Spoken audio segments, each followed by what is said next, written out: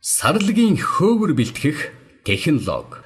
Сарлагыг Төв Азийн өндөрлөгт оршдог Афганистан, Бутан, Монгол, Орос, Хятад, Энэтхэг, Киргиз, Тажик, Балав зэрэг орнуудын уулархаг нутгуудад голлон үржүүлдэг.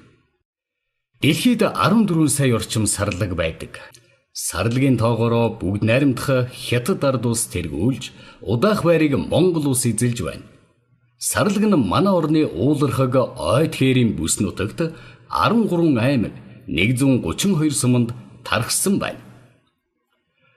Сарлагын хөөврийн бүрэлдэхүүн. Сарлагын үсэн бүрхүүлийг бүтцээр нь ноолуур, хялгас, сор үс, завсрын үс гэсэн 3 бүлэгт хувааж үзнэ.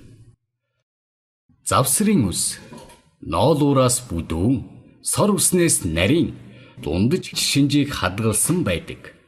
Завсрын үсний атриа болон урт нь ноолууртаа төстэй байна. Урт нь ихэнх ноосонд ноолуур, сор үсний дундаж хэмжээнд байна. Сор үс атриа багтаа заримдаа атриагүй шулуун байдгаараа бусад ширхэгээс ялгаатай. Бүдүүвтэр ноосны туг үсний хамгийн урт нь сор үс байдаг. Одоо 10 гаруй жил сарлагын түүхийг бэлтгэж байна. За өмнө нь бол сарлагын хөөр бэлтгэж авдаг байхдаа бол одоо маш олон одоо бэлтгэн нийлүүлэгчээс одоо хэн чамаагүй түүхийдийн бэлтгэгчдээс авдаг байсан бол сүүлийн 6 жилийн турш бол бид нар бол тусгаалan одоо орон нутагта тэр тусгай малчтын бүлэг хоршоо байгуулалт зохион байгуулалтанд орсон хоршоо байгуулагдаж орж ирсэн одоо эргэж одоо малчтын одоо дэмжсэн тийм одоо хоршоодыг дэмжиж түүхийдээ бэлтгэж авч байна. Энэ дөр чанараар илүү одоо чанарын одоо бэлтгэлийн систем илүү ажиглагдж байгаа болохоор цааш энийг өргөжүүлэх их сонирхолтой байна.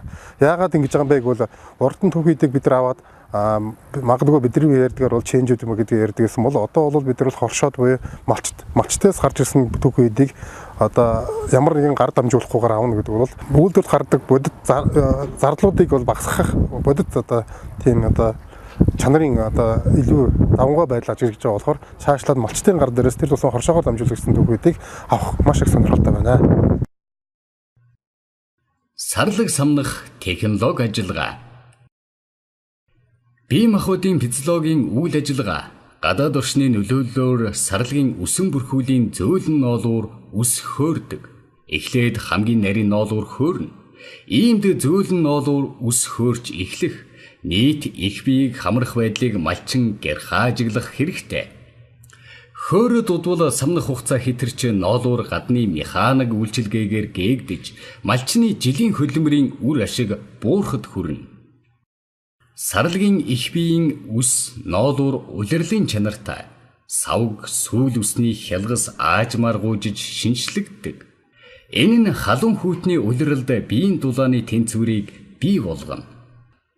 Ногт уяа, бэхэлгээний шон, зориулалтын сам, сарлагын ноолуурын самыг 1.5-аас 2 мм-ийн голч бүхий хагас ганта төмөр утсаар шүд хоорондын зайг 3 мм-ээр тооцож 16-аас 18 шүдтэй цэвэр дааван уут буюу майланган шуудаа шошго бэлтгэсэн байвал зохино. Сарлагыг хаац дэвсгэргүй газар гадаа самнахад ноолуур үлэмжихээр хийсч өргөдхийн дээр бууз шороотой холилдож эцэстээ үн буурахад хүргэдэг. Сарлагын хөөвөр самнах аюулгүй ажиллагаа. Самнаж буй хүн бух, шар, үнэн түншүүлэх, тэрүүлэх зэргээр гэмтэл авах тохиолдол гардаг. Иймд том малыг самнахын өмнө ногтлон хашаа сарвчны нөмөр газрын шонд бэхлэн урд хойд хөлийг туршиж аюулгүй ажиллагааг хангана. Боолтрог шүдлэнг дэвсгэр дээр унгаж урд хоёр хөлийг хойд хөлтөө хүлж бэхлэн. Самналтын үед ноолуур салхинд хийсч хорогддог тул аль болохоор салхи нөөлөг багтаа газар самнах нь зүйтэй. Самн гарын дэвтэй байх нь чухал. Самнах арга ажиллагаа. Сарлагын хүзүү, дал, бөөр, гуй, хэвлий гэсэн дараалаар хөөврийг самнаж авна. Бүдүүн сарлагын их биеийн сор үс харьцангуй эрт хөөрдөг тул самндах ноолуурын 50-аас 60% нь хялгас самнагддаг.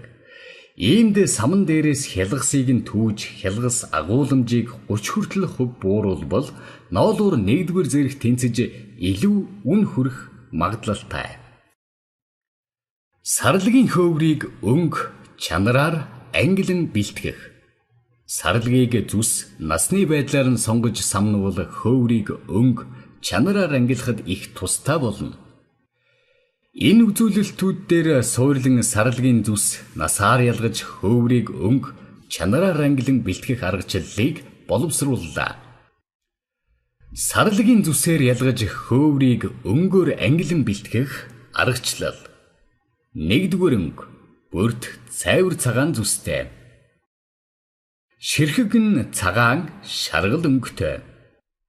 2-р өнгө хөх зүстэй.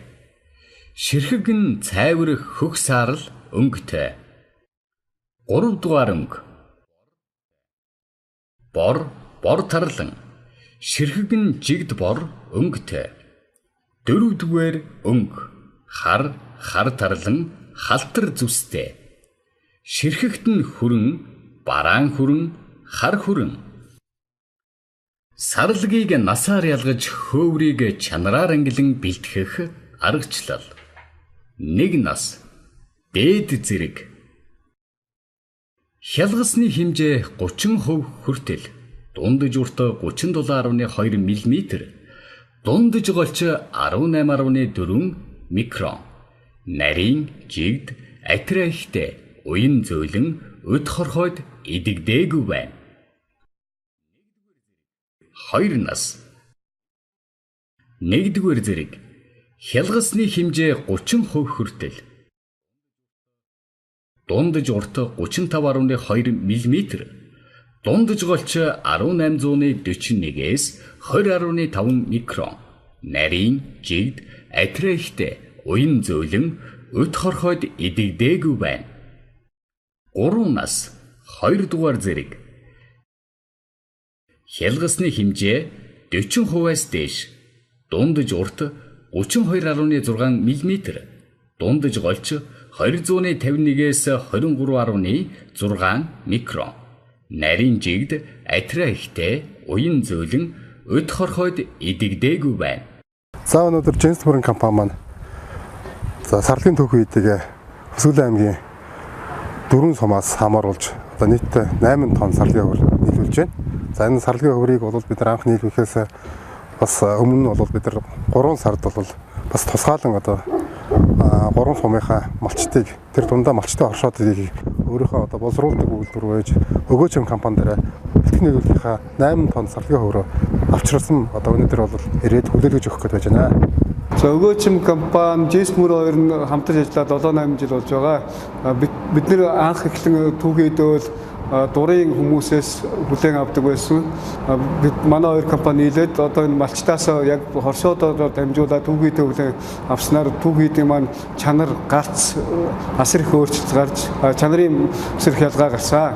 Тэгээ энэ нь бас үйлдвэрийн үйл ажиллагаа зардал зүйл маш их хэмнэгдэж эхэлж байгаа. Малчит хоршоод үйлдвэрлэгч маань ингээд хамтарч ажилласнараа энэ илүү үр дүнтэй энэ бэлтгэлийн зөв систем юм байна энэ маань.